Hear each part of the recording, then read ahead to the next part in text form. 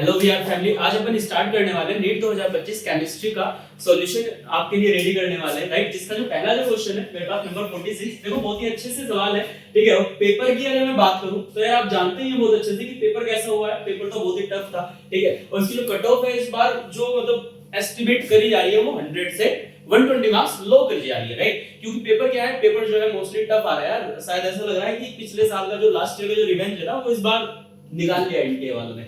कोई बात नहीं, बट केमिस्ट्री फिर भी ठीक किया। कोई नहीं, स्टार्ट करते हैं। नंबर 1 जो सवाल है, देखो क्वेश्चन क्या है, क्वेश्चन क्या है, the ratio of wavelength of the light, यानी कि लाइट की मुझे वेवलेंथ का रेशियो निकालना है हाइड्रोजन एटम के लिए, ठीक है। जब ये जाएगा n = 2 से n = 3 और 4 से 6, यानी कि मास्टर जब ये 2 से मेरे पास जाने वाला है 4 तो वेवलेंथ लैम्डा 1 मानते हैं, और जब ये जाने वाला है 4 से 6 तो मैं वेवलेंथ कितनी मानता हूं, लैम्डा 2 मानता हूं, राइट। जिसका मुझे दोनों का क्या निकालना है, रेशियो निकालना है, ठीक है। अब देखो यार फॉर्मूला आप जानते होंगे बहुत अच्छे से, 1/λ = होता है rz² 1/n1² माइनस 1/n2 का स्क्वायर। क्लियर बात मेरे दोस्त। अब मुझे क्या करना है भाई मुझे क्या करना है, देखो मुझे रेशियो निकालना है बेसिकली, राइट। अब r क्या है, रिडबर्ग कांस्टेंट जो सेम होने वाला है, z हाइड्रोजन के लिए 1 हो जाएगा, आप जानते ही हैं, तो अपन इसको नहीं लेंगे, ठीक है। तो मैंने रखा 1/λ1 रखा इक्वल टू में 1/n1 कितना है भैया, 2 है, 2 का स्क्वायर 4 हो जाएगा। n2 कितना है मास्टर, मैंने कहा भैया 4, आई एम सॉरी यार ये ना 3 है भैया, ना गलत हो जाएगा ये तो भाई, ये ना 3 है, कोई नहीं इसे सही करते हैं यार। ये कितना है भाई, 3 है, तो यहाँ पर कितना आ जाएगा, 9 आ जाएगा। सिमिलरली इसका मुझे रेशियो निकालना है तो अपन डिवाइड करेंगे, तो ये आएगा 1/λ2 आ जाएगा, और ये आ जाएगा 1 देखो 4 का स्क्वायर कितना आएगा 16, और भाई 6 का स्क्वायर कितना आएगा 36 आएगा। इसे हम जो है डिवाइड कर लेते हैं, सोल्व कर लेते हैं, आगे देखते हैं जरा भाई। आप बहुत अच्छे से जानते हैं, देखो 4 और 9 का रेशियो कितना होता है, 36 होता है। एलसीएम वगैरह से करूंगा तो 9 इधर 4 इधर, ये 5 आ जाएगा, ठीक है। 16 और 36 तो मल्टीप्लाई कर लेता हूं, एलसीएम की जरूरत ऐसे नहीं है आपको डायरेक्टली। 36 में से 16 जाएगा तो कितना बच जाएगा, 20 बच जाएगा। नीचे की नीचे मल्टीप्लाई करते हैं, ऊपर की ऊपर करते हैं। सिमिलरली यहां भी नीचे की नीचे ऊपर की ऊपर, देन ये हो जाएगा λ2 अपॉन में λ1, और इक्वल हो जाएगा कितना, 5 * 16 * 36 and divide by 20 * 36, राइट। जिसमें 36 से 36 कैंसिल हो जाएगा, आप देख सकते हैं। और ये आएगा फिर मेरे पास कितना, 5 * 16 डिवाइड बाय 20, राइट। अरे यही आने वाला है। 5 से 20 को काटेंगे आप तो ये 4 आएगा, और 4 से 16 को काटेंगे तो आप 4 आएगा। यानी कि मास्टर λ2/λ1 की वैल्यू आ रही है 4/1। अगर मैं इसे उल्टा करूं क्योंकि मुझे λ1/λ2 चाहिए, तो वैल्यू आएगी कितनी, 1/4। और 1/4 ऑप्शन नंबर 4 है, जो कि बहुत ही आसान सा सवाल है यार, है ना। मुझे लगता है ये इजी सवाल था, हो जाना चाहिए था, राइट। चलो आगे चलते हैं। देखो अच्छा सवाल है ये भी, कहीं ना कहीं इनऑर्गेनिक केमिस्ट्री से। सबसे पहला जो पार्ट है, सबसे जो पहला जो पार्ट है, which of the following statement are true, यानी कौन कौन से सही है। Unlike gallium that has a very high melting point, बिल्कुल सही बात है भाई। और जो CS है उसके पास लो मेल्टिंग पॉइंट है, ऑफ कोर्स। क्यों, क्योंकि अगर आपको याद हो तो क्या होता है भाई, मेरे पास ये होता है लीना के रब से फरियाद, यानी कि CS नीचे है, और नीचे की तरफ को अगर अपन मूव करते हैं तो आप जानते हैं क्या, एटॉमिक रेडियस हमारे पास क्या हो रही होती है मेरे दोस्त, इंक्रीज हो रही होती है। एटॉमिक रेडियस इंक्रीज हो रही है, यानी कि बॉन्ड लेंथ कहीं ना कहीं डिक्रीज हो रही है, तो इजीली यार वो जो है तोड़ा जा सकता है, तो उसका मेल्टिंग पॉइंट कम होगा। लेकिन अगर गैलीलियम की बात करूं तो आप जानते हैं वो कहां पर होता है, वो होता है बैंगन, आलू, गाजर। आप देखिए गैलीलियम कहां पर है, यानी कि इसमें और इसमें देखिए कितना डिफरेंस है, ये ऊपर भी है, तो सिंपल सी बात है इसकी एटॉमिक रेडियस कैसी होने वाली है, थोड़ी कम होने वाली है।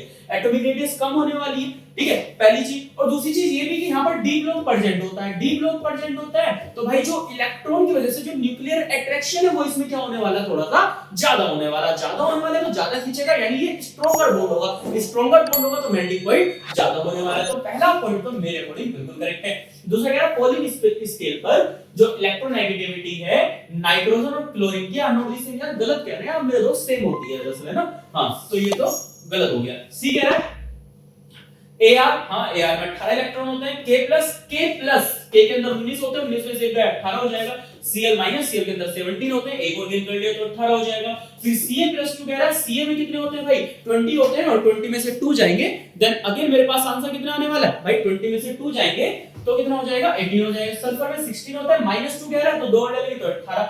आर ऑल आइसो, आइसो का मतलब एक सेम, इलेक्ट्रॉनिक का मतलब इलेक्ट्रॉन, यानी सही बात है भाई, सी ऑप्शन सारे सारे आइसो इलेक्ट्रॉनिक होंगे। ठीक है, डी क्या कह रहा है, correct order of the first ionization enthalpy. ये कह रहा है कि भाई करेक्ट ऑर्डर बताइए, वो भी किसका भाई, करेक्ट ऑर्डर बताइए वो भी किसका बताना है हमें, फर्स्ट आयोनाइजेशन एंथैल्पी का। भाई फर्स्ट आयोनाइजेशन एंथैल्पी यानी कि इलेक्ट्रॉन को निकालने के लिए जो एनर्जी देनी है, कह रहा सिलिकॉन में सबसे ज्यादा देनी पड़ेगी, फिर एल्युमिनियम में ज्यादा देनी पड़ेगी, फिर मैग्नीशियम में ज्यादा देनी पड़ेगी, फिर Na में ज्यादा देनी पड़ेगी। भाई देखो मेरी बात सुनो जरा ध्यान से भाई, मेरे दोस्त बड़े ध्यान सुनना। Na की बात करूं तो लास्ट में क्या होता है, कहीं ना कहीं 1s1 होता है। इसकी बात करूं तो लास्ट में क्या होता है, कहीं ना कहीं 1s2 होता है। तो ये बात तो सही है, मैग्नीशियम और Na में किसकी ज्यादा है भाई, अरे मैग्नीशियम और Na में कहीं ना कहीं आयनाइजेशन एंथैल्पी ज्यादा किसकी होगी भाई, मैग्नीशियम की होगी, ठीक है ना। और एल्युमिनियम और सिलिकॉन में ज्यादा किसकी होने वाली है मेरे दोस्त, अगर मैं बात करूं आपसे एल्युमिनियम और सिलिकॉन में ज्यादा किसकी होने वाली है भाई, तो भाई एल्युमिनियम और सिलिकॉन में तो ज्यादा किसकी होगी भाई, एल्युमिनियम की होगी कि नहीं होगी, सिलिकॉन की तो कम हो जाएगी, तो ये भी गलत हो जाएगा। ठीक है, atomic radius of CS is greater than that of Li and Rb, बिल्कुल सही बात है भाई, CS की तो ज्यादा एटॉमिक रेडियस होगी Li से भी और Rb से भी, तो ये करेक्ट है। तो A, C और E करेक्ट है, यानी कि ऑप्शन नंबर 4 बिल्कुल करेक्ट है इसका। ठीक है, ये बहुत ही अच्छा सवाल था ये भी। आगे चलते हैं यार, आगे चलते हैं next, match list first with list second. बहुत प्यारा सवाल है, बहुत ही अच्छा सवाल है, राइट। लेकिन भाई एक बात बता दूं मैं, थोड़ा सा मेमोराइज करने का सवाल है। कोबाल्ट प्लस 2 कह रहा है, कोबाल्ट प्लस 2 कह रहा है तो ये ग्रुप नंबर 4 से है। Mg प्लस 2 कह रहा है ग्रुप नंबर 6 से है, और Pb plus 2 group number first से है यार, A प्लस 3 फिर ग्रुप नंबर थर्ड से हो जाएगा। आप देखो देखो A का सारों का थर्ड है यार, B का 4 केवल ये है, C का फर्स्ट होगा, यानी कि ऑप्शन नंबर 2 होने वाला है। जिसका भी है इसने गलत कर रखा है वाला, कोई बात नहीं।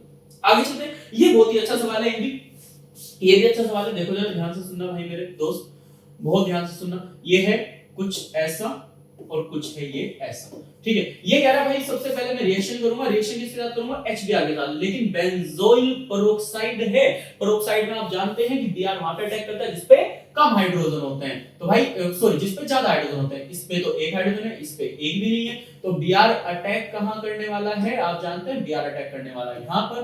तो मैंने क्या करा, ये रहा CH3 मेरे दोस्त, ये रहा CH3 मेरे दोस्त, और Br लगा दिया मैंने यहां पर, देखिए आप, ठीक है। फिर क्या करें, KCl के साथ करना है भाई, मैं जो है KCl के साथ कर लूंगा। जैसे ही मैं KCl के साथ करूंगा, जैसे ही मैं KCl के साथ करूंगा,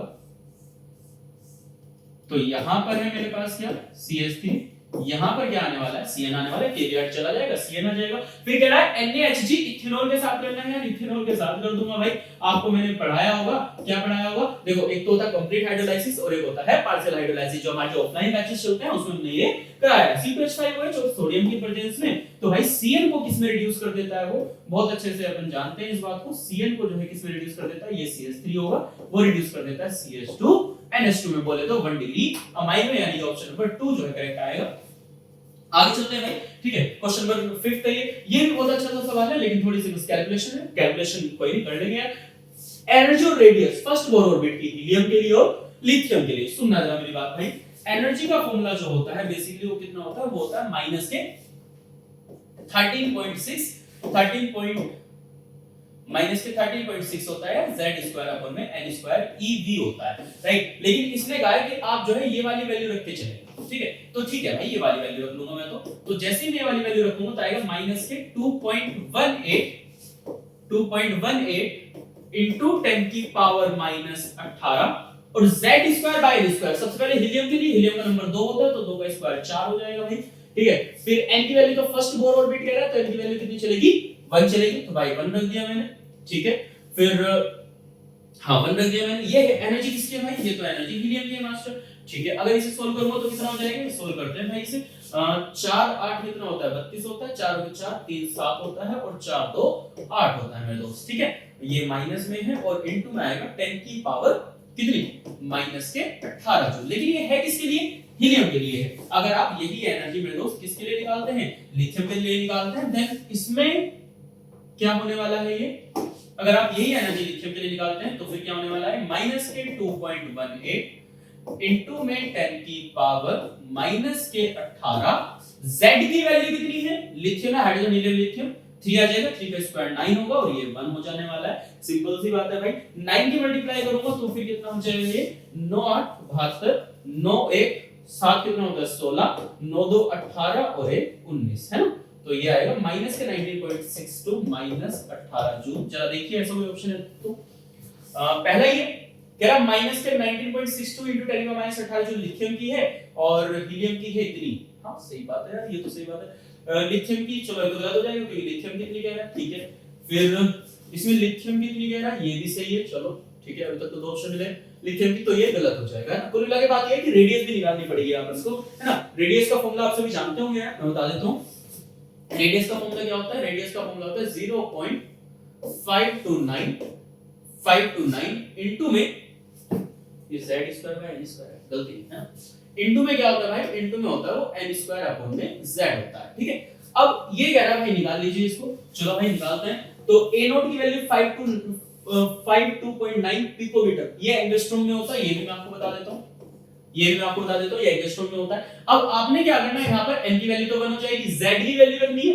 हीलियम के लिए कितनी आएगी z की वैल्यू 2 आएगी और लिथियम के लिए कितनी आएगी 3 आएगी। जब आप इसे सॉल्व करेंगे then you will get the answer number first. Question अच्छा है, क्वेश्चन बहुत ही आसान है, लेकिन जब आप इसे सॉल्व करेंगे तो आपको आंसर कौन सा मिलने वाला है मेरे दोस्त, फर्स्ट मिलने वाला है, ठीक है। ध्यान रखिएगा इस बात का।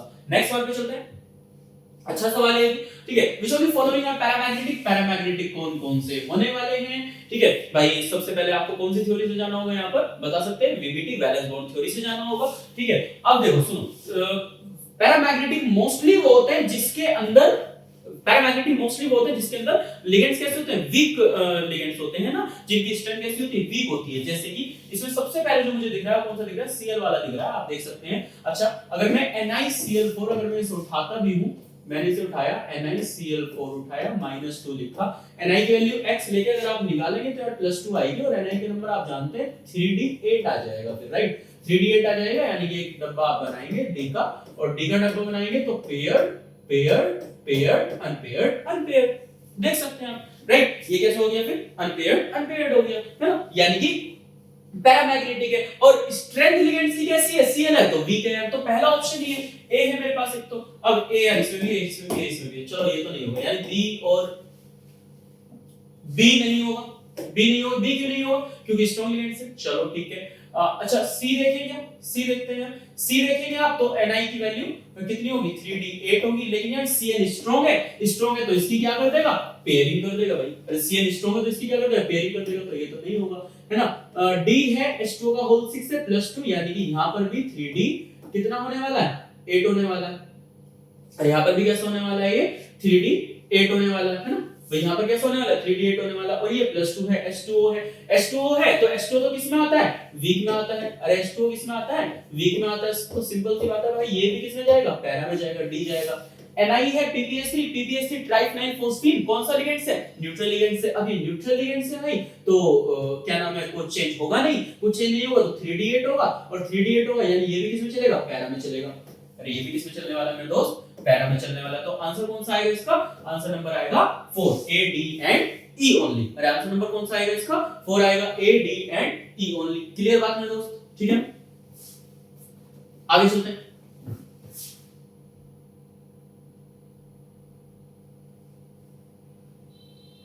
नहीं इसका आंसर ना थर्ड आएगा भाई, क्यों, क्योंकि ये नहीं होने वाला, ये नहीं होगा। NiPPS3 का ऑल्टराइज नहीं होगा, होल फोल्ड नहीं होगा, क्योंकि PPS3 तो किसमें है, स्ट्रॉन्ग में। I am sorry for that, ये हल्का सा जो है मिस्टेक में जा रहा है ना। ये जो है कैसा लिगेंड है मेरे पास, कहीं ना कहीं स्ट्रॉन्ग लिगेंड है। ये मेरे पास कैसा लिगेंड है, स्ट्रॉन्ग लिगेंड है, तो ये जो है डायर में जाएगा, है ना। मुझसे ये पूछे, पैरा पूछे, तो ऑप्शन नंबर थर्ड आएगा, A and D ओनली। हां ये डायर में जाएगा। अगले सवाल पे चलते हैं, कोई बात नहीं। Which among the following electron configuration belong to main group element? main group कौन सा होगा, main group basically S and P block वाले होते हैं भाई मेन ग्रुप जो होता है वो S and P ब्लॉक वाला होता है बेसिकली, है ना। मेन ग्रुप जो होता है S and P ब्लॉक वाला होता है, तो S and P ब्लॉक क्या आप देख लीजिए कौन कौन से हैं भाई। तो S and P ब्लॉक में सबसे पहला ये वाला S में है, देखो ठीक है ना, ये वाला P में है, तो A और C तो कंफर्म्ड है मेरे अकॉर्डिंग। ये वाला D में ये नहीं होगा, ठीक है। ये वाला R1 3D10 4S 1 ये वाला भी डी में है, ये भी नहीं होगा है ना, जिंक का कॉपर का हो रहा है सॉरी, ये एफ ब्लॉक का है, वैकेंट आ रहा है तो ये एफ ब्लॉक का, ये भी नहीं होगा, तो मेरे अकॉर्डिंग ऑप्शन नंबर ए और सी यानी सेकंड होगा करेक्ट। आगे चलते हैं, डाटा एटॉमिक थ्योरी जो एक्सप्लेन नहीं करती वो कौन है, लॉ ऑफ गैसेस वॉल्यूम है, ठीक है। आगे चलते हैं मेरे दोस्त, अगला कंसीडर द फॉलोइंग कंपाउंड, भाई KO2 की निकालेंगे आप, KO2 की अगर आप निकालेंगे तो यहां पर आप जानते होंगे बहुत अच्छे से O2 -1 एग्जिस्ट करता है, H2O2 सॉरी हां KO2 -1 एग्जिस्ट करता है, तो जब आप निकालेंगे तो x -1 = 0, x की वैल्यू कितनी आने वाली है, +1 आने वाली है। यहां पर इसका भी -1 एग्जिस्ट करता है, ठीक है भाई, इसका भी -1 एग्जिस्ट करेगा, और सल्फर का जो है कितना एग्जिस्ट करेगा, +6, क्योंकि यहां पर हाईएस्ट ऑक्सीडेशन होती है, तो ऑप्शन नंबर फर्स्ट आएगा। ये इजी सवाल था कहने के। आगे चलते हैं, if the half life t half for a first order reaction is 1 minute, ठीक है, then the time required for 99.9% completion, ये हर किसी ने मेरे अकॉर्डिंग, मुझे ऐसा लगता है शायद बहुत सारे बच्चे इस सवाल को एनसीईआरटी में भी गिवन है ना, ऐसे डायरेक्टली याद करते हैं और करना भी चाहिए मेरे अकॉर्डिंग। तो भाई सो ये गलती हो गई हल्की सी, है ये रिवर्स हो गया हल्का सा यार, ये कुछ इसे ऐसे हम याद करते हैं, देखना जरा कैसे, हम इसे कुछ ऐसे याद करते हैं, t 99.9% equal to 10 times t half, right. अब जो हाफ लाइफ है वो कितनी दे रखी है भैया, 1 मिनट दे रखी है, 1 मिनट दे रखी है तो कितना आ जाएगा आंसर, 10 मिनट आ जाएगा, 1 मिनट दे रखी है तो आंसर कितना आ जाएगा फिर इसका, 10 मिनट आ जाएगा। वैसे आप दूसरे तरीके से भी कर सकते हैं, दूसरा तरीका कौन सा होगा, उसमें रेट कांस्टेंट को बराबर रखना होगा दोनों को ना, 2.303 अपॉन में है k आएगा, log आएगा, फिर log 2 आएगा, क्योंकि हाफ लाइफ की वजह से ना 0.301 होता है, ठीक है, यहां पर t आएगा, ठीक है, फिर यहां पर कितना आएगा, अगेन 2.303 आएगा, फिर यहां पर log आएगा,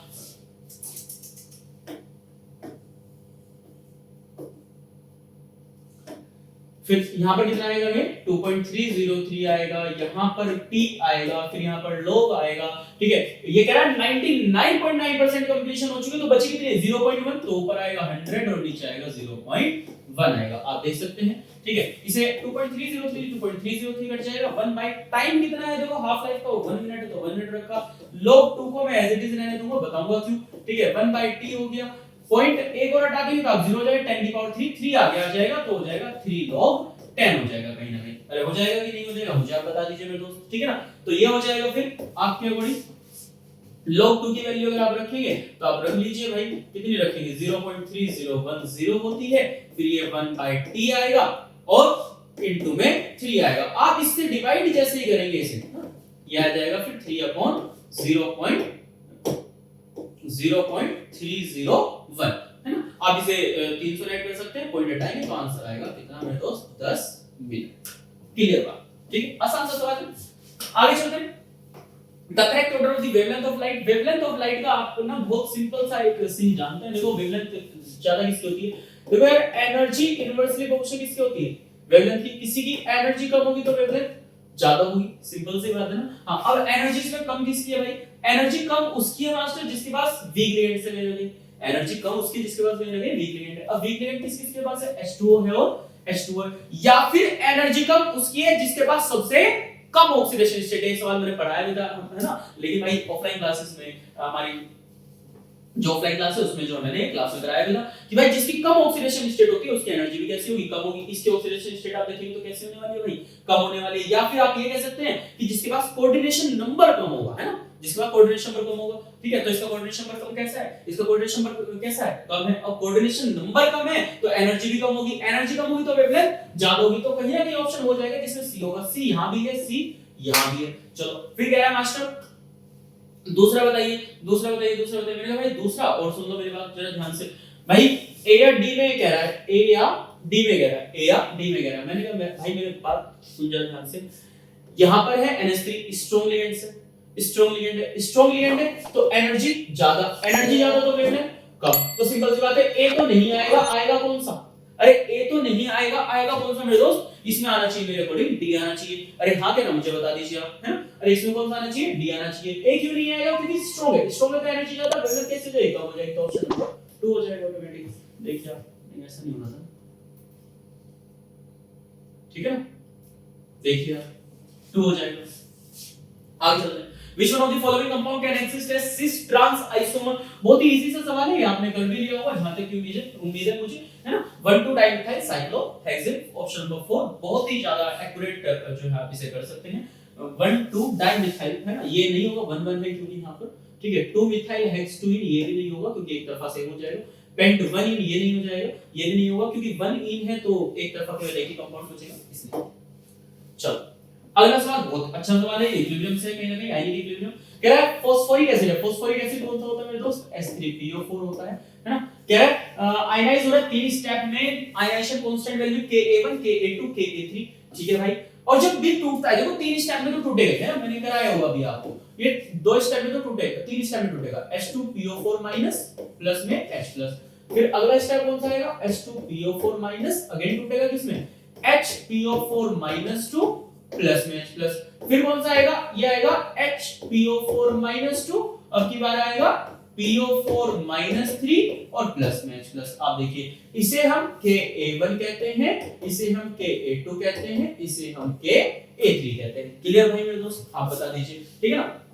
आप जानते होंगे जब हम ऐड करते हैं तो हम लिखते हैं Ka equal to Ka1 into में Ka2 इनटू में Ka3, ठीक है ना। ये इक्विलिब्रियम कांस्टेंट पढ़ते हैं, इक्विलिब्रियम कांस्टेंट में जो है हम इसमें क्या पढ़ते हैं, इफेक्ट ऑफ स्टोइकोमेट्री में कहीं ना कहीं अपन इसे पढ़ रहे होते हैं, क्वेश्चन को मल्टी स्टेप रिएक्शन में भी हम इसे कर रहे होते हैं, ठीक है। चलो अगर लॉग लेंगे तो सारे प्लस होंगे, तो ऑप्शन नंबर 1 तो करेक्ट है। H3PO4 स्ट्रॉन्गर एसिड है, H2PO4 और HPO4- 2 बिल्कुल सही बात है। Ka1 हमेशा ग्रेटर होता है, ठीक है ना, आप जानते हैं Ka1 फिर ज्यादा, फिर Ka2 फिर Ka3, बिल्कुल सही है। डी नहीं, ये तो नहीं होना, ये तो तरीका कभी आया ही नहीं, आज तक भी नहीं आया ना, तो A B C सही है, तो ऑप्शन नंबर 4 हो जाएगा। आगे चलते हैं दोस्त, कह रहा कौन सा ऐसी रिएक्शन है जो बेंजीन नहीं देगा, सोडा लाइम वाली है, बेंजीन देगी, ऑफ कोर्स देगी। NHNMO2O3 ऑफ कोर्स बेंजीन देगा। रेड हॉट Fe2 है ना, बिल्कुल सही देगा। डायजोनिल सॉल्ट भाई फिनोल बनेगा मेरे दोस्त, यहां पे क्या बनने वाला है, फिनोल कहीं ना कहीं बनेगा, तो ऑप्शन नंबर ये नहीं है, बाकी सारे तीनों सही है ना। यहाँ फिनोल बनेगा, बेंजीन ऊपर वाले से बनेगा, इससे फिनोल बनेगा। चलिए आगे चलते हैं। मोलर कंडक्टिविटी निकालिए इतने की, सॉल्यूशन की मोनोबेसिक एसिड की 90 दे रखी है, एक्सटेंड डिग्री डिसोसिएशन अल्फा मुझे निकालना है, मोलर कंडक्टिविटी गिवन है और इधर का 349.6 50.4, ओके। इसे सॉल्व करेंगे तो 90/400 आएगा, फार्मूला आप सभी जानते ही होंगे है ना, लैम्डा m नॉट अपॉन में लैम्डा m इंफिनिटी ना, इस तरीके से, राइट। तो 90/400 आएगा, यानी कि 9/40 आएगा कहीं ना कहीं अगर देखा जाए तो, ठीक है। अब 9/40 है यार, तो डिवाइड कर लीजिए आप, डिवाइड कर लेंगे आप तो पॉइंट लगाएंगे आप, पॉइंट लगाएंगे, एक 0 हो जाएगा, एक 0 हो जाएगा, तो ये आ जाएगा फिर कितना, 40 2 80 0.2 10 बचेगा, 10 बचेगा, 0 लगा हुआ 100, 40 2 80 0.225 है ना, थर्ड ऑप्शन है दोस्तों। चलो आगे चलते हैं। एक hypothetical diatomic molecular bond order 0, जिसका बॉन्ड ऑर्डर 0 होता है वो स्टेबल नहीं होता, जिसका बॉन्ड ऑर्डर 0 होता है वो स्टेबल नहीं होता। एज बॉन्ड ऑर्डर जैसे जैसे बढ़ेगा तो बॉन्ड लेंथ इंक्रीज होगी, नहीं घटेगी यार, दोनों स्टेटमेंट गलत है मेरे दोस्त, है ना। तो ऑप्शन नंबर सेकंड इसका करेक्ट है, ठीक है। आगे चलते हैं। Out of the following complex कौन सा complex compound है, which of the compound will be having the minimum conductance। देखो minimum conductance यार, इसकी AgNO3 से रिएक्ट करूंगा तो एक मॉलिक्यूल देगा AgCl का, ये 3 मॉलिक्यूल देगा AgCl का, यानी कंडक्टिविटी होगी धड़ाधड़ एकदम बढ़िया तरीके से होगी। इन दोनों में कंडक्टिविटी नहीं होगी, तो ऑप्शन नंबर फर्स्ट भी हो सकता है, सेकंड भी हो सकता है। आप मुझसे कहें बेस्ट, तो भाई कोबाल्ट की कोऑर्डिनेशन नंबर रखने की जो वैल्यू है वो है 6 की, वो है 6 की, और सबसे ज्यादा प्रायोरिटी NH3 को देगा। तो NH3 का नंबर नीचे वाले में 4 है, ऊपर वाले में 3 है, नीचे वाले में 4 है, ऊपर वाले में 3 है, तो ऊपर वाले में थोड़ी सी हल्की सी बिल्कुल मामूली सी बिल्कुल नेगलेक्ट वाले अमाउंट में कंडक्टेंस हो सकती है, लेकिन इसमें बिल्कुल भी नहीं होगी, ठीक है। तो ऑप्शन नंबर सेकंड। वैसे कुछ टीचर्स इसका फर्स्ट बता रहे हो सकता है, लेकिन बेटर ऑप्शन मेरे अकॉर्डिंग 2 होना चाहिए। आगे चलते हैं। देखो ये तो मैंने ऑनलाइन भी सिखाया आपको, हाइब्रिडाइजेशन का क्वेश्चन है, कह रहा कौन सा हाइब्रिडाइजेशन होगा, XCO3 है ना, निकाल लेते हैं भाई। Xc का कौन सी टेबल से 8 है, और ऑक्सीजन का कितना है 6 है, 6 * 3 18, 18 और 8 कितना होता है, 18 और 8 कितना होता है, 26 होता है भाई, 26 होता है, 2 8 से डिवाइड करेंगे तो कितना आएगा, 8 3 24 आएगा, 24 आएगा, एक बचेगा 2, 2 से डिवाइड करेंगे तो 2 1 2 हो जाएगा, यानी नंबर कितना आ रहा है मेरे पास 4 आ रहा है, 4 आ रहा है तो कितना होना चाहिए, sp3 होना चाहिए, देख लीजिए आप, है ना। तो XCO3 sp3 एक सेकंड या तो फर्स्ट होगा या सेकंड होगा। चलो बी का फर्स्ट कह रहा है, चलो बी का फर्स्ट कर लेते हैं फिर, ठीक है ना। सी में देख लेते हैं XCOF4 कितना होगा, 8 + 6 + 28 है, अरे है ना, हाँ 28 2 30 30 38 38 4 42 42 8 8 5 40 मेरे दोस्त है 2 1, तो यानी कि ये आएगा 6 6 आएगा तो कितना हो जाएगा मेरे दोस्त ये 6 आएगा तो कितना हो जाएगा मेरे दोस्त ये हो जाएगा 3 और 1 4 6, तो सी का 4 ऑप्शन नंबर फर्स्ट करेक्ट है। क्लियर है, करा रखा है, ट्रिक से करा रखा है। इससे अगला सवाल ये भी अच्छा सवाल है, देखो डेल्टा एच माइनस में दे रखा है, देखो डायग्राम सेलेक्ट करना है।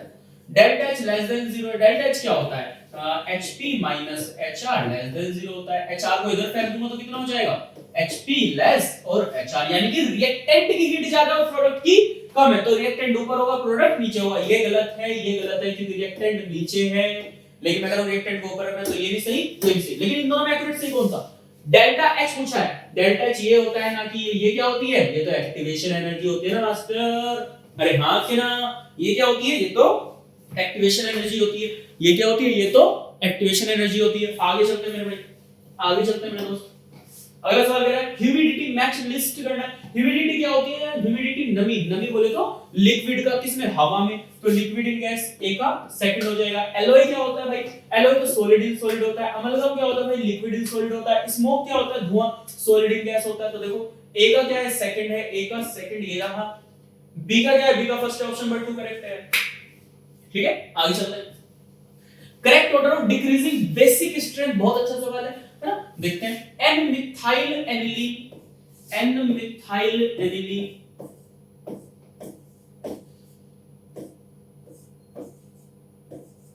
ये रहा, N methyl aniline lone pair चलो। बेंजीन अमाइन, बेंजीन ये रहा,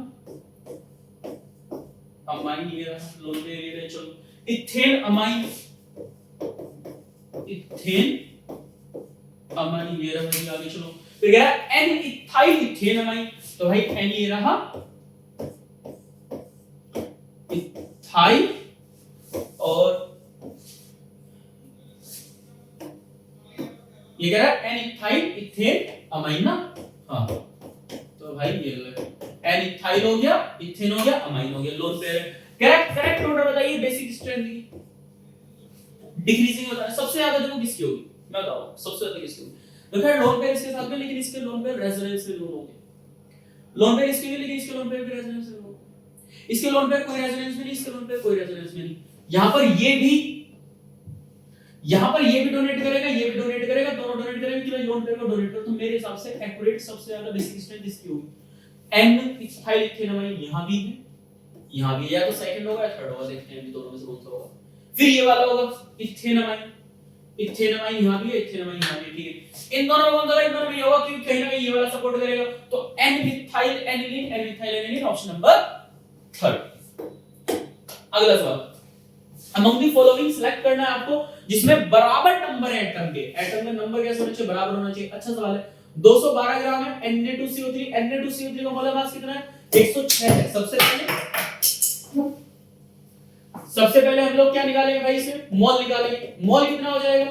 212 अपॉन 106, कितने आ गए? 2 आ गए। फिर मॉलिक्यूल निकालते हैं, मॉलिक्यूल के लिए Na करते हैं, फिर एटम निकालते हैं, एटम के लिए नंबर की मल्टीप्लाई करते हैं। नंबर कितने? 2 Na, 1 carbon, 3 oxygen, 6 2 12 Na atom इसके अंदर। आगे चलो, 248 ग्राम Na2, तो इसकी कहानी क्या होगी भाई? 248 होगा, 248 अपॉन में 62 होगा, ठीक है ना? मेरे अकॉर्डिंग 4 Na मॉलिक्यूल हो जाएंगे, ठीक है। और Na2 है, 1 ऑक्सीजन है, यानी कि 3 हो गया, 4 3 12 Na हो गए। चलो तो 2 ऑप्शन मिल गए, ए बी। तो या तो फर्स्ट होगा या सेकंड होगा, थर्ड फोर्थ नहीं होंगे। COD में से कौन सा होगा? चलो COD में से ढूंढ लेते हैं। ये कह रहा है 240 ग्राम ऑफ NaOH, मैंने कहा भाई 240 ग्राम रखा है, अपॉन में 40 रखा, अरे ठीक है ना, ठीक है। तो ये कितना आ गया? ये 6 आ गया, ये 6 आ गया, 6 मोल आ गए, 6 मॉलिक्यूल आ गए। एक Na है, एक OH है। अच्छा अगर कहानी एक बात बताऊं आपको, बहुत सारे बच्चे पता क्या करेंगे? O को अलग मानेंगे, H को अलग मानेंगे, ठीक है। O को अलग मानेंगे और H को अलग मानेंगे। सुनना मेरी बात जरा, 6 Na है, O अलग H अलग। चलो पहले एक बार ना डी और करके दिखाता हूं आपको। आप कहेंगे हम आज तो सही कर रहे हो। 12/2 करा 6 आ गया, 12/2 करा 6 आ गया, 6 Na आ गया। अब यहां पर H2 है, यहां पर H2 है, तो 2 हो गए, तो 6 Na मल्टीप्लाई 2 करेंगे, बोले तो 12 Na हो गया, ठीक है।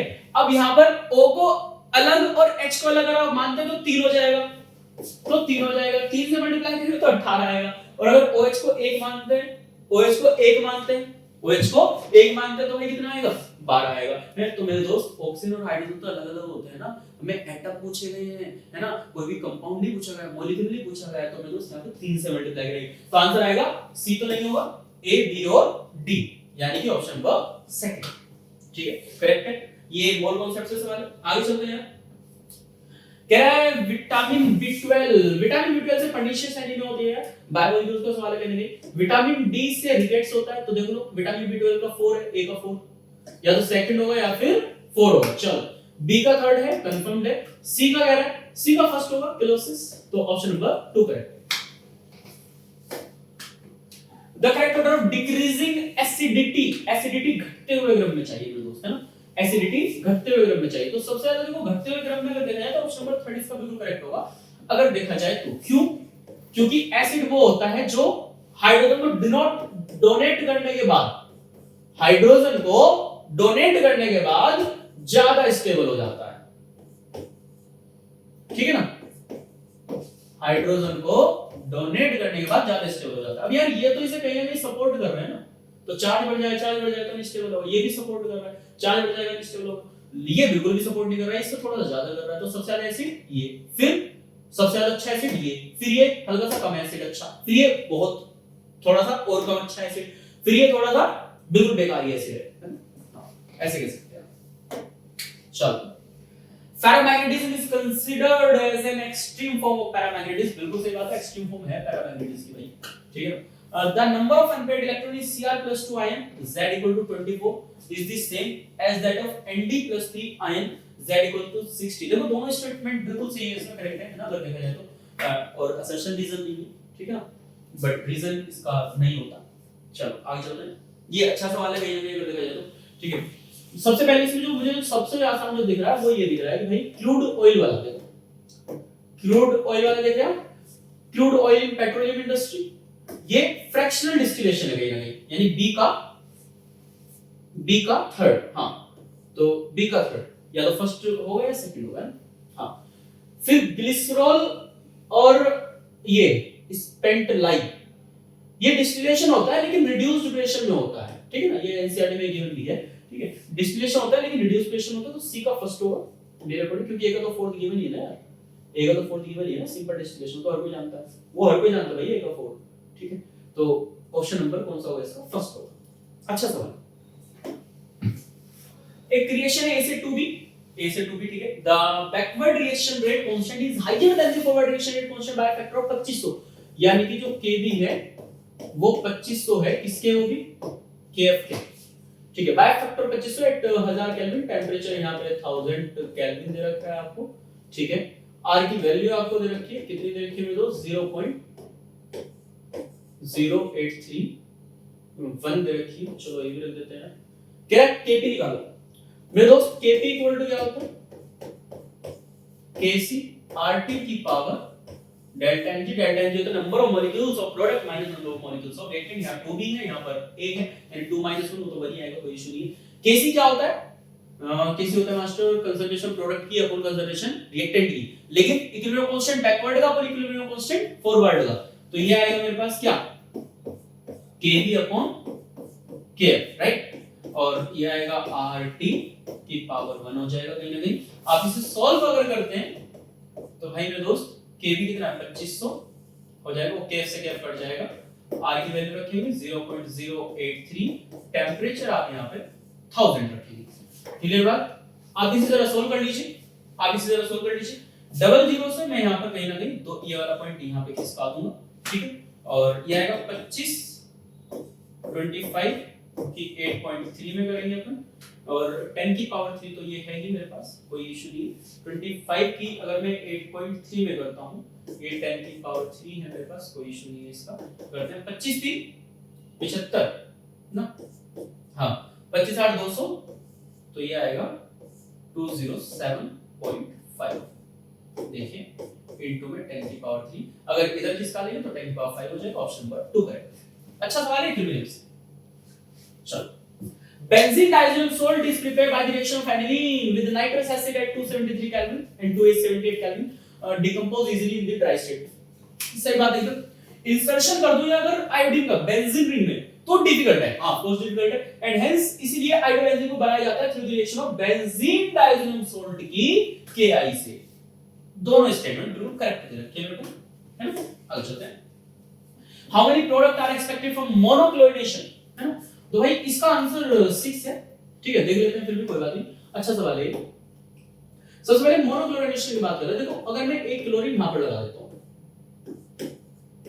देखिए मैं आपको बताता हूं. देखो जो पॉसिबिलिटीज हो सकती हैं अपन उसके बारे में सोचते हैं. नंबर 1, अगर इसी क्लोरीन को मैं यहां पे लगा देता हूं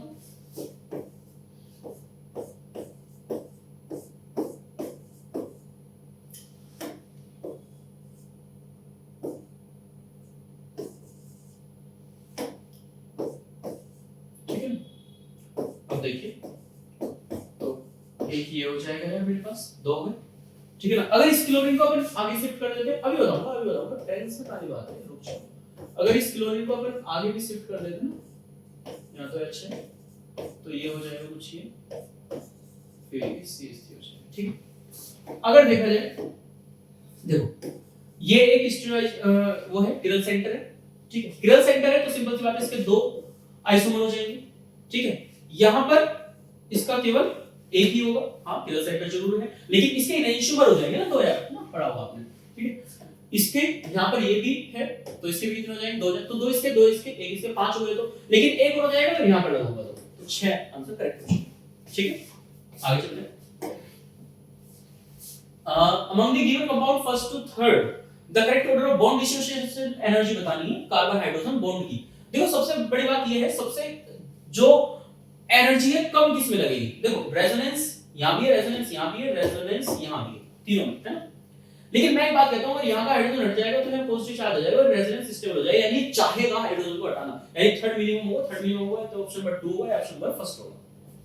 अब सेकंड और फर्स्ट में इसका एक रूल भी होता है बॉन्ड डिसोसिएशन एनर्जी का, sp फिर sp2 फिर sp3. ठीक है ना? अगर आप यहां पर देखेंगे तो ये ट्रिपल बॉन्ड है. ट्रिपल बॉन्ड है, हाइड्रोजन हटेगा, पॉजिटिव चार्ज आएगा कहीं ना कहीं. ठीक है ना? या फिर माइनस चार्ज आएगा. लेकिन अगर देखा जाए तो ये sp है. कितना है ये? sp है. अब ये sp है मास्टर, तो सिंपल सी बात है, इसमें एनर्जी ज्यादा होगी. फिर ये sp2 है. ठीक है, और फिर ये तो sp3 है, तो इसमें एनर्जी सबसे कम होगी, तो ऑप्शन नंबर फर्स्ट करेक्ट है. ठीक, आगे चलते हैं दोस्त. Which of the following compound does not decolorize bromine water? Phenol of course करता है ना? ये ऑफ कोर्स करता है, और एनिलीन ऑफ कोर्स करता है, लेकिन बेंजीन नहीं करता है, तो ऑप्शन नंबर फर्स्ट आ जाएगा. आगे चलते हैं. ये अच्छा सवाल है. Major product of following reaction. ठीक है, देखो मैं इसे करके दिखा सकता हूं आपको, लेकिन ऑप्शन नंबर इसका 2 है. बहुत सारे टीचर इसका 3 भी बता रहे हैं, लेकिन मैं आपसे ये कह रहा हूं कि यार 2 मुझे लगता है ज्यादा बेटर होगा. क्यों ऐसा, क्यों ऐसा? इसलिए यार देखो मेरे दोस्त, यहां पर डबल बॉन्ड हो और यहां पर है कार्बन और ये है ट्रिपल बॉन्ड नाइट्रोजन, राइट? ये है. अगर मैं इसमें एक काम करूं, क्योंकि CH3 MgBr है यार, और सबसे बड़ी बात ये है कि वो एक्सिस में है ना? मैं CH3 MgBr जो है एक्सिस, तो बॉन्ड यहां का भी टूटेगा और बॉन्ड मेरे दोस्त यहां का भी टूटेगा, तो MgBr यहां भी लगेगा और MgBr यहां भी लगेगा. बस पॉइंट ये है. चलो मैं लगाता हूं. जैसे मैंने इसे लगाया, मैं इसे थोड़ा सा यहां पर बना देता हूं, इस बार देखिएगा. मैंने कहा यहां पर आया OMgBr, यहां पर आया CH3, फिर ये कुछ ऐसे आया, फिर ये कार्बन है, एक CH3 यहां पर आएगा और डबल बॉन्ड आएगा NMgBr करके. देखिए मेरे दोस्त, ठीक है. अब जब आप इसकी HOH से करेंगे, जब आप इसकी रिएक्शन HOH के साथ करेंगे, क्योंकि HOH भी एक्सटर्न है, एक्सिस में नहीं है, तो देखा जाए तो ये वाला MgBr OH के साथ जाएगा. ठीक है ना? यहां पर OH आ जाएगा, और ये वाला MgBr NH2 के साथ जाएगा, क्योंकि जब आप इसकी H2 के साथ करेंगे तो ये वाला NH2 के साथ जाएगा, है ना? क्योंकि N के पास 3 बॉन्ड होते हैं ना, तो यहां से जो बनेगा ये बनेगा MgBr और NH2. ठीक है, और यहां और डबल बॉन्ड हो यहां पे जुड़ जाएगा, यहां से जो बनेगा वो बनेगा MgBr और OH. ठीक है मेरे दोस्त. अब O यहां पर भी आएगा और O यहां पर भी आएगा मेरे अकॉर्डिंग, तो ये आएगा OH, यहां पर है ये CH3 में दोस्त, फिर कुछ ऐसे, फिर कुछ ऐसे, फिर यहाँ पर आएगा डबल बॉन्ड, ठीक है ना, ऐसे क्लियर है। तो मेरे अकॉर्डिंग ऑप्शन नंबर सेकंड होना चाहिए आपके सामने। आगे चलते हैं। Here which of the following aqueous solution will exhibit highest boiling point? आप जानते हैं डेल्टा टीवी आई केबी एम। तो जिसका आई ज्यादा, क्योंकि यार एम तो देखा जाए तो सेम ही है, ग्लूकोज की आई की वैल्यू 1 होती है ना, तो एम सेम है, तो जिसका आई ज्यादा किसका होगा, थर्ड का ज्यादा होगा, तो सिंपल सी बात है इसका पीपीबी कैसा होने वाला है, ज्यादा होने वाला है। आगे चलते हैं।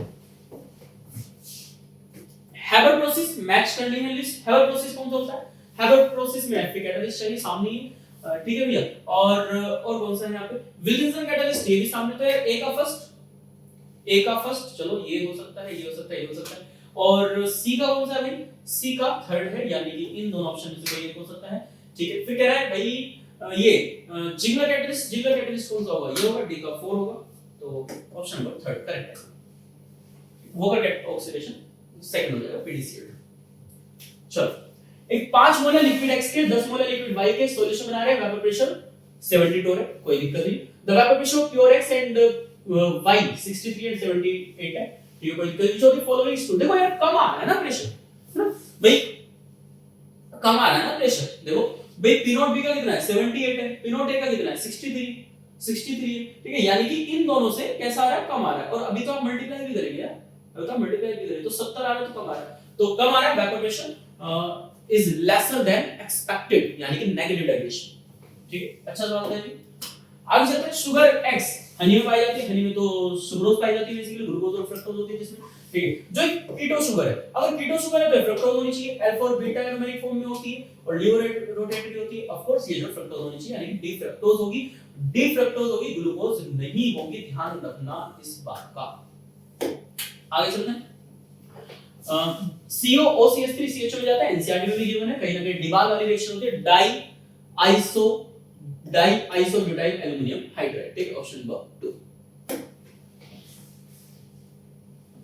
असर्शन दे रखा है, अंडरगो SN2 रिएक्शन में जाता है रादर देन इससे, हां सही बात है, आयोडीन क्योंकि वो अच्छा लिविंग ग्रुप है ना, इसलिए iodine is a better leaving group दे भी रखा है, तो रीजन असर्शन भी करेक्ट है, रीजन भी करेक्ट है, तो मेरे अकॉर्डिंग फर्स्ट आना चाहिए। आगे चलते हैं।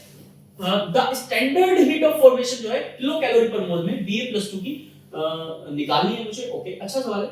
Standard heat of formation SO4, ये थर्मोकेमिस्ट्री से है बेसिकली, SO4-2 इतना है, heat of crystallization BSO4 solid का इतना है, और standard heat of formation of BSO4 का वो इतना है, ओके, बहुत बढ़िया, अच्छा सवाल। अब सुनना मेरी बात, सवाल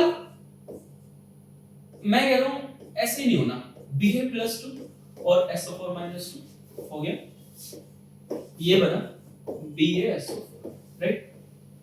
चलो, इसने कहा स्टैंडर्ड हीट ऑफ क्रिस्टलाइजेशन, यानी कि सिंपल सी बात है, ये एक्वस में बना होगा, और अब इसे किस में कन्वर्ट करना है मुझे, सॉलिड में कन्वर्ट करना है, ठीक है, ठीक है मास्टर। और एनर्जी देखो, इसे सॉलिड में कन्वर्ट करना है, ठीक है, ये एक लॉ है थर्मोकेमिस्ट्री में, हेस लॉ, तो उस लॉ के अकॉर्डिंग जो है कहीं ना कहीं सवाल है, सुनिए।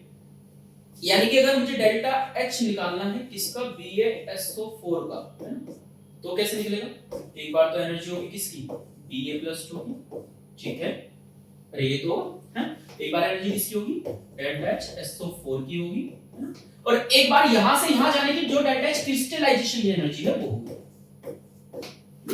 तीनों होगी। BaSO4 की कितनी है भाई, BaSO4 की कितनी है, वो माइनस के 349 रख देते हैं, माइनस के 349, ओके, इसकी मुझे निकालनी है कहीं ना कहीं, ठीक है, ठीक है।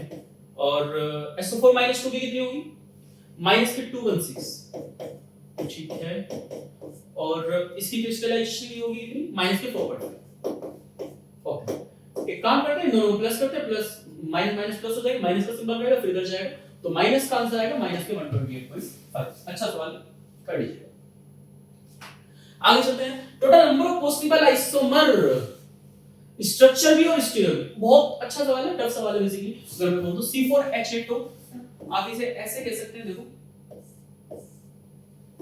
देखो आप इसे ऐसे कह सकते हैं अगर देखा जाए तो, लेकिन इसका एक ही आइसोमर होगा।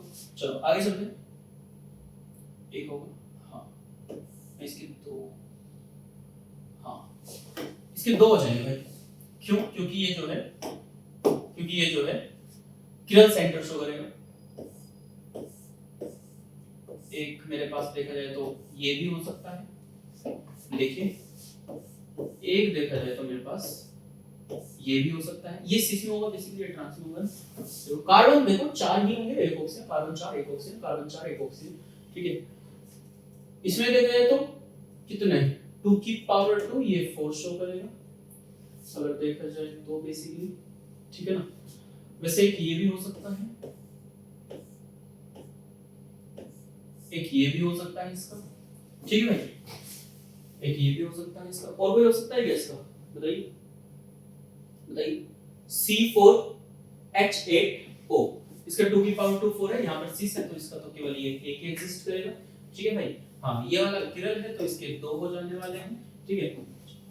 6 4 2 6 7 और 1 8, ठीक है। और इसका जो है एक और होने वाला है कहीं ना कहीं अगर देखा जाए तो,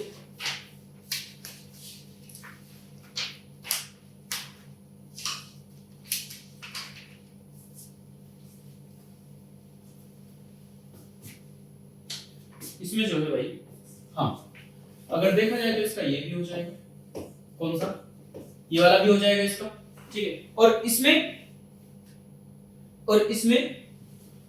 2 इसके हैं, एक इसका 2 इसके हैं, तो कितने हो गए 4 2 6 2 8 और 1 9 और 1 इसका है 10, है ना। तो टोटल नंबर है आइसोमर 10, ठीक है। देख लीजिए, अच्छा सवाल है, बहुत ही प्यारा सवाल है। 87 करते हैं, identify the correct order against the property mention. देखिए अगर डायगोनल मोमेंट के अकॉर्डिंग कर रहे हैं आप तो बिल्कुल सही है, क्योंकि अगर देखा जाए तो इस पे 2 लोन पेयर होते हैं ना, इस पे 2 लोन पेयर होते हैं, इस पे एक होता है, इस पे एक भी लोन पेयर नहीं होगा, तो इसके 2 लोन पेयर होंगे तो दोनों ऊपर की तरफ को खींचेंगे, दोनों ऊपर की तरफ को खींचेंगे तो डायगोनल मोमेंट ज्यादा होगा। इस पे एक लोन पेयर होगा तो केवल एक ही खींचेगा तो डायगोनल मोमेंट कम होगा, हाइड्रोजन नीचे की तरफ होंगे। CH में 3 Cl ऊपर और एक हाइड्रोजन ऊपर, तो इसका और कम हो जाएगा, ठीक है ना।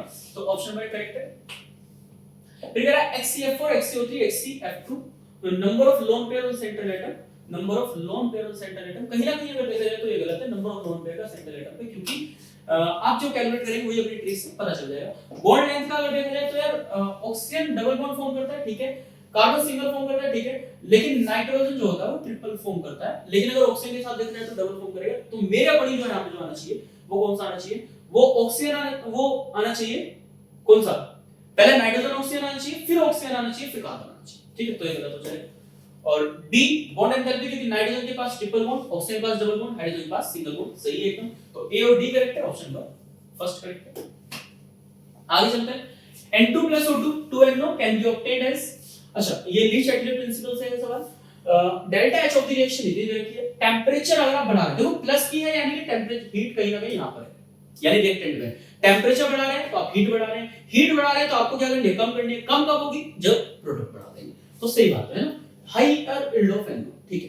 तो हायर टेंपरेचर फेवर कर, लोअर टेंपरेचर नहीं करेगा, हायर कंसंट्रेशन में नाइट्रोजन बढ़ाएंगे तो बेसिकली रिएक्टेंट बढ़ाएंगे तो प्रोडक्ट ऑटोमेटिकली बढ़ेगा, ठीक है। हायर कंसंट्रेशन ऑफ O2, तो ACD फोर्थ ऑप्शन करेक्ट होगा।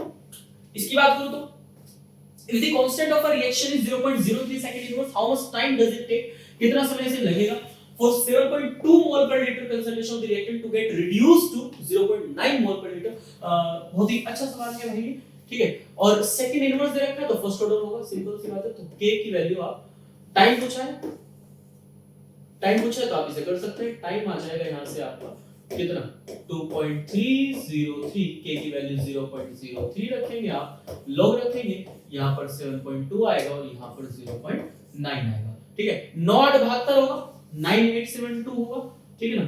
9 से 8 होगा, 8 को आप 2 की क्यूब लिखेंगे, 3 आगे आएगा 2.303 होगा, 0.03 होगा, आप जानते हैं 3 आगे आएगा और log 2 हो जाएगा।